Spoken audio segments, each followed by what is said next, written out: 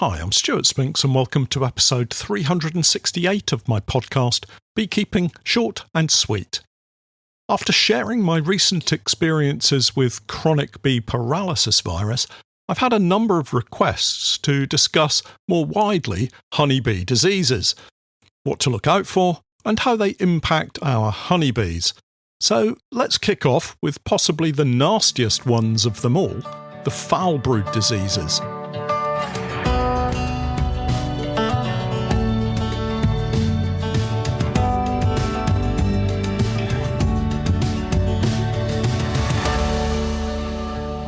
Beekeeping Short and Sweet, a beekeeping podcast for the inquisitive beekeeper with a short attention span.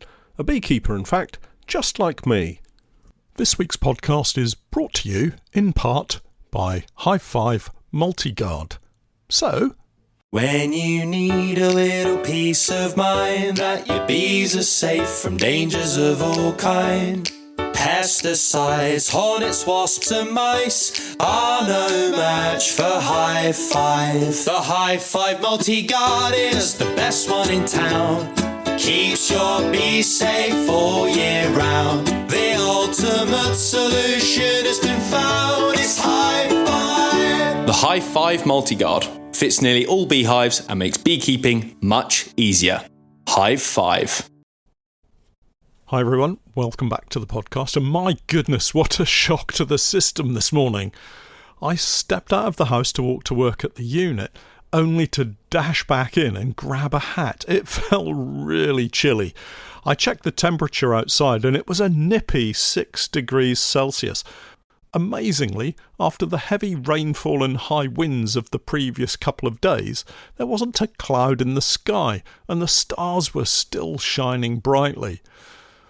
As we head into the winter months, I wanted to revisit some of the more important aspects of beekeeping, and hopefully some of what I'm talking about might cause you to pause for a moment and maybe think about your own beekeeping practices and perhaps draw a comparison. You may, after consideration of your own beekeeping, realise that all you are doing is just fine, and there's no need to change anything. But just maybe, something I mention might help you. By making one or two small changes in the way that you manage your beekeeping, you find a new and better way of doing something. So this week, I wanted to talk about the two foul brood diseases, American foul brood and European foul brood. And I think diseases play on our minds so much as beekeepers. As you may know, I spent a short period of my beekeeping journey as a seasonal bee inspector here in Norfolk.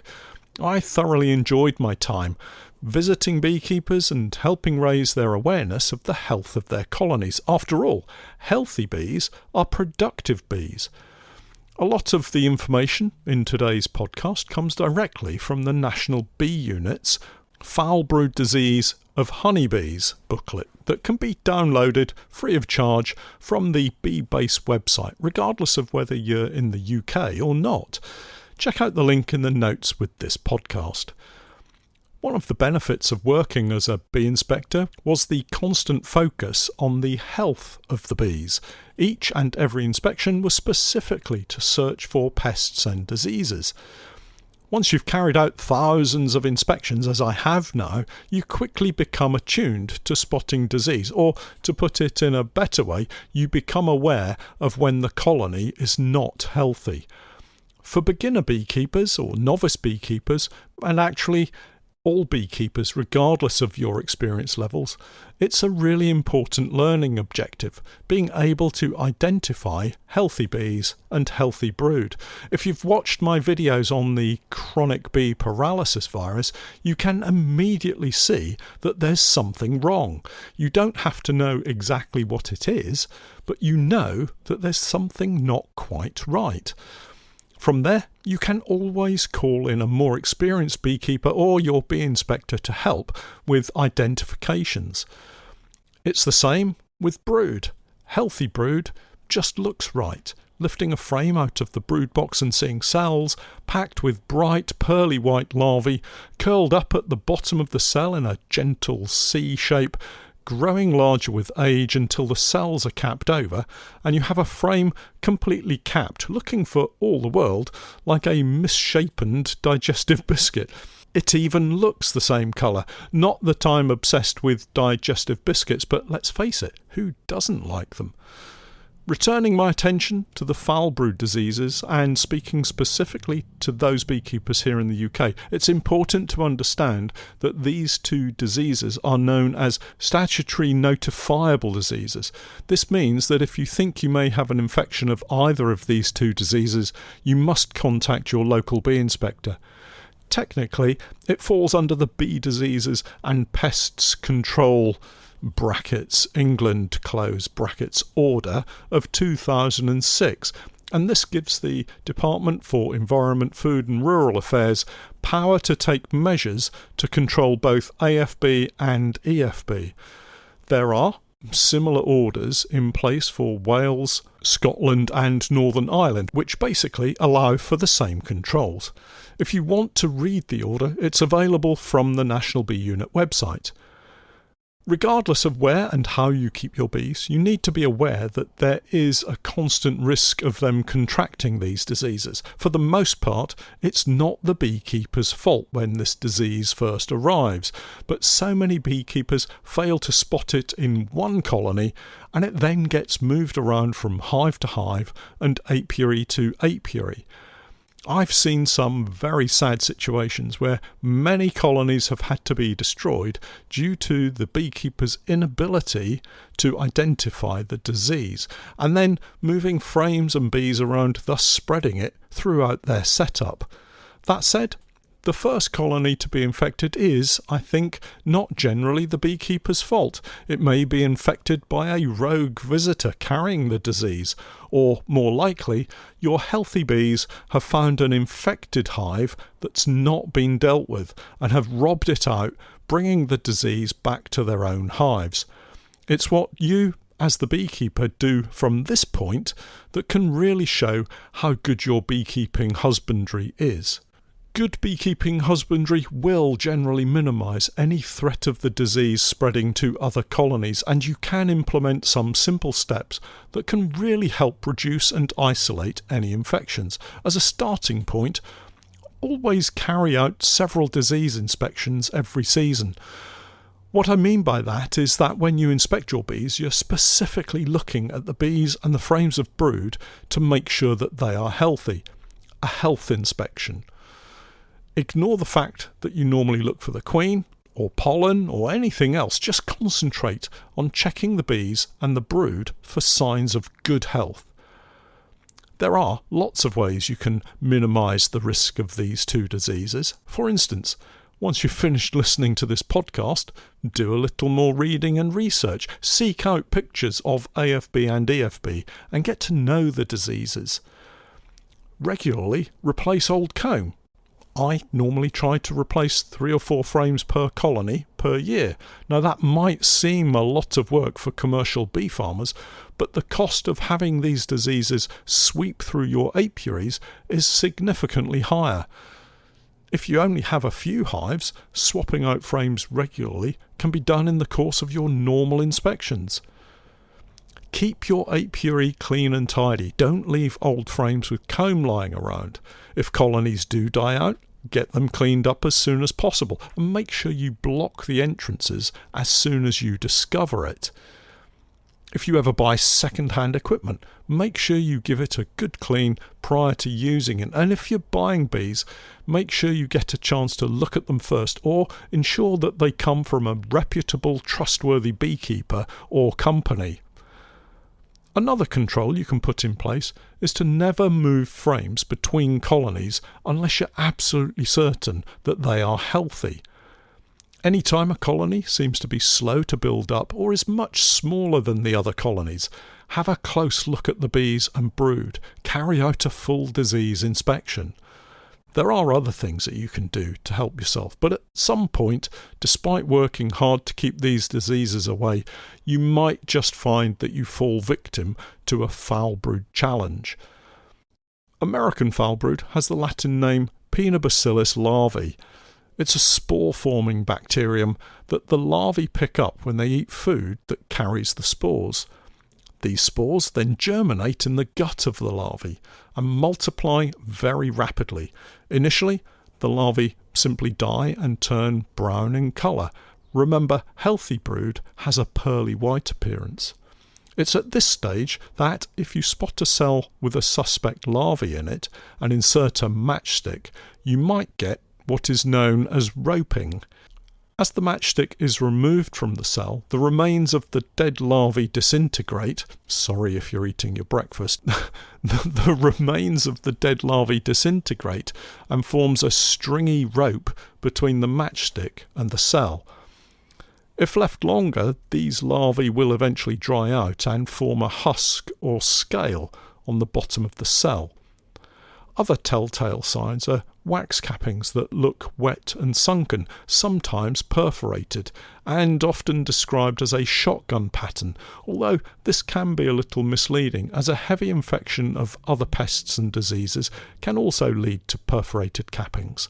Here in the UK, the only treatment of a colony with a confirmed AFB infection is destruction.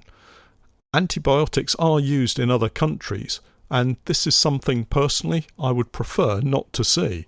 AFB can be controlled by destruction. We have low incidence of it here in the UK because of this policy, and it just makes sense to me. No one wants to see bees destroyed, but if it saves countless other colonies, then I for one am for it. I've never yet had a colony suffer from AFB, touch wood, but I would undoubtedly destroy it to preserve the rest of my stocks, whether I was in the UK and it was a statutory measure or living elsewhere. European foul brood, which has the Latin name Melissococcus plutonius, as I mentioned earlier, is the other statutory notifiable brood disease. EFB differs from AFB in that it's not a spore-forming bacteria. EFB develops in the midgut of the larvae. Interestingly, while AFB is normally associated with capped brood, EFB is almost always seen in open brood prior to the cells being capped. As the bacteria develops, the larvae usually die due to a lack of food and starve. And if you're able to remove the larvae intact from the cell, you'll see the millions of bacteria that have developed in the gut of the larvae. What happens is the larvae tend to become translucent and the midgut appears as a cream-coloured blob. If you're ever unfortunate to find this disease in your hive, you will see that instead of healthy-looking pearly white larvae curled up in that nice C shape in the bottom of the cell, they will very often twist in the cell and become discoloured, sometimes referred to as a melted blob of cheese in the bottom of the cell. Now, I'm not obsessed with food, honestly. It's just an easy way to describe what to look for. Once you have a high percentage of infected larvae in the colony, you can actually smell the infection. It's not pleasant. So here is where me and the National Bee Unit differ on the methods used to deal with an infection of European foul brood. For me, the only way to protect my other colonies is to follow the same process as with American foul brood and destroy the colony. And I can't for the life of me understand why we don't just all do that. We still have rules that allow infected colonies to be treated with antibiotics in the autumn and shook swarm procedures to be performed in the spring. I know there is a reluctance to use antibiotics now, but the treatment is still available. I've only ever had one colony infected with European foul brood, and as soon as it was confirmed, the colony was destroyed. It was a light infection and I didn't have to, but they happened to be in an apiary with around 15 or 16 other colonies at that time, and having taken a strong stance, none of the other colonies got infected, and that was quite a number of years ago now. Thankfully, I've never seen it in any of my other apiaries. I don't know where it came from, but I wasn't going to sit around and watch all of my other colonies go down with it. I can understand the reluctance to destroy if it's not a legal requirement. I guess the hope is that it's brought under control and managed in some way. I don't think we know enough yet. about the way it moves around and develops in colonies. We know lots, but yet some beekeepers I've spoken to believe that it sits quietly in most, if not all, hives and doesn't become apparent until the hive is under stress. Now, I don't believe this to be the case. What I would say is the biggest cause of spread of these diseases is undoubtedly us beekeepers. I think if everyone had a better understanding of how to identify the disease and took positive action when it's discovered, and by that I mean destruction, we would have far fewer incidences of both diseases, which would leave the bee inspectors with more time to go off hunting for the Asian hornet. But obviously that's another story. Next week, I'll turn my attention to another challenge high on everyone's list, the varroa mite. But before I go, I wanted to remind you about the new series of videos I've just started to produce and publish. The collection of videos is called Bees on a Budget. These videos are produced mainly for the novice or beginner beekeeper who only wants to maintain a couple of hives at the bottom of the garden and do it with the minimum of financial outlay. I'm really grateful to Thorn Beehives for their support and the supply of the equipment that we're using in these videos. I'm kicking off with an overwinter workshop series where I'll be constructing the hives. We're using standard national beehives here, made from English cedar, so a fairly traditional and very popular beehive here in the UK. My plan is to build a new component each week, discuss its use, however simple, and build up into a complete hive ready for the start of the new beekeeping season next spring. Then, once we have some warmer weather, I'll take a single colony that's currently housed in a national 14x12 box and show you how to move the bees into a standard national brood box before splitting off another nucleus colony from it to establish 2 standard national hives for the summer, and, with a little bit of luck and some fair weather, we may even be able to produce a small crop of honey. Now, if you'd like to keep up to date with this new series of videos and watch each one as it's released, head over to my Patreon page and sign up for full access. For anyone who's happy to wait for the videos, they'll be available free to watch on YouTube, but delayed approximately 6 weeks after the release on Patreon. If you're just getting started on your beekeeping journey, I highly recommend watching the videos on their Patreon release date, as they will have time-sensitive information which will be really helpful for your beekeeping husbandry. I'm really looking forward to sharing these videos with you all, and I hope you'll join me for a fun year of beekeeping. Well, that's it for this week. For all of you who haven't yet signed up to my Patreon page, I, together with Steph, have been creating beekeeping content for many years now. And if you're looking for some straightforward, down-to-earth tips and techniques, help and advice, then do take a look at my Patreon page. We have over 1,600 individual beekeeping posts, videos and podcasts filled with useful and timely help and advice. My approach is pragmatic and calm, sometimes entertaining, but always with help and support for beekeepers at the heart of what I do. I keep my videos short and concise wherever possible. No waffle, no flannel, just honest beekeeping advice from years of keeping bees. Take a look and join me for the new 2025 beekeeping season. It'll cost you less than a jar of honey. Head over to Google and search for Patreon and the Norfolk Honey Company.